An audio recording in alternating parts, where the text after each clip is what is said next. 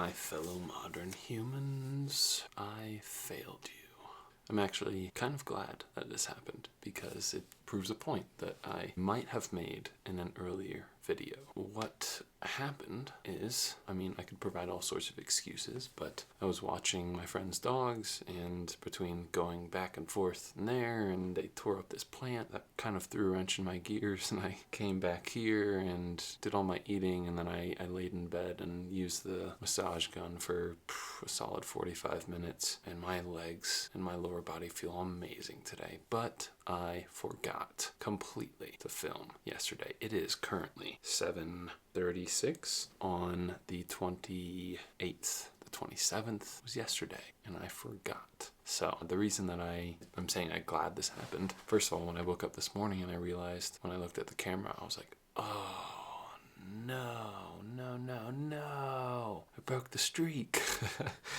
And that's my initial reaction, and that it's very reflective of, I think, in general, our brains. And when something bad happens, it's okay to have that no reaction. That's part of being a modern human. Our brains have developed to protect us, to help us survive. When something goes wrong, brain doesn't like it. So that's totally normal. But what matters more than how your brain reacts to things is what you do with that reaction, what you do with that emotional state that you're in when you're in a troubling time or just a testy situation. So I immediately was like, you know what? This is kind of perfect. I think everything is perfect in its imperfection in general in the universe, because now this is very controversial. I know that bad things happen to good people, etc. And I understand how people can react negatively to this worldview, but I think it is very true that everything does happen for a reason. This was just a way for me to put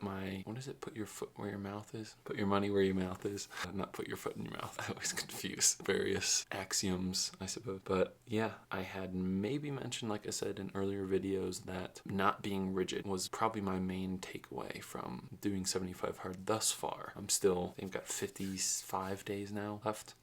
Yay.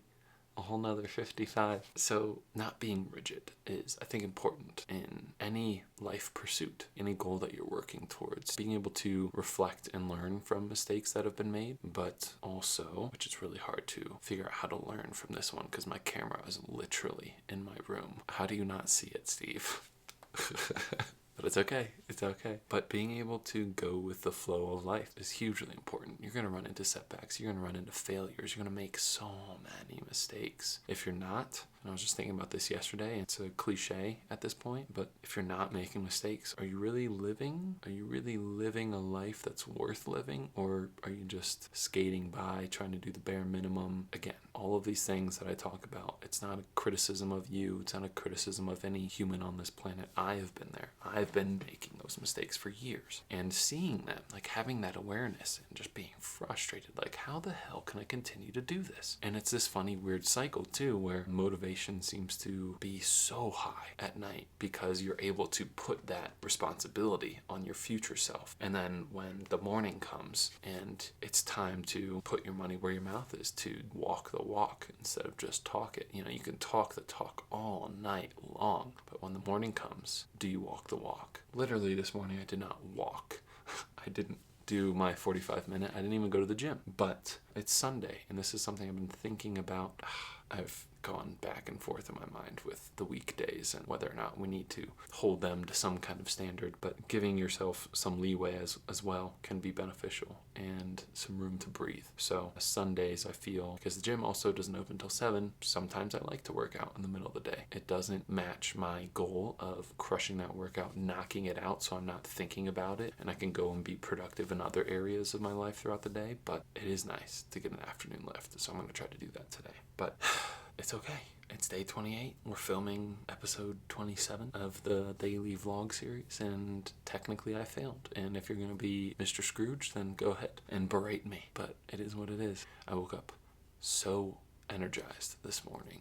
I'm so ready for what the day holds. And it's a Sunday and I'm ready to be productive. I've got my bone broth. I'm about to read about some Stoic from not quite 2,000 years ago, but 1950 years ago, I think. We'll see. So I hope you have a great day wherever you are and whatever you're doing. And don't be so hard on yourself when you make a mistake. See where you could maybe improve if there's room for improvement. If not, if it's just fate, if it's just something that is unexplainable, unavoidable, so be it. Carry on. This is the important thing before I wrap up. Don't throw everything to the wind, because this is something I've done in the past. When you're on some kind of challenge or doing something for a daily set amount of time, or for a certain number of days, if you mess up, don't just throw your hands up and say, screw it, I'm gonna go eat whatever I want, I'm gonna go do whatever I want, I'm gonna give up on this whole pursuit. No, because you can learn from that moment of, shucks, I was so close. Plus, reflect on the progress you've made already. And if it's 3 days in, start over. Or if you can't start over, just keep going and make up for it. But don't also put too much pressure on yourself to, now I have to, like if I said, it's 28 days in, well, I guess I gotta start over. That's one thing about 75 Hard that's, I waver on. But anyhow, be kind to yourself. Be kind to others, as always. But be especially kind to yourself. Carry on. Carry on, my friends. I'll see you later today for the 28th video. Bye-bye.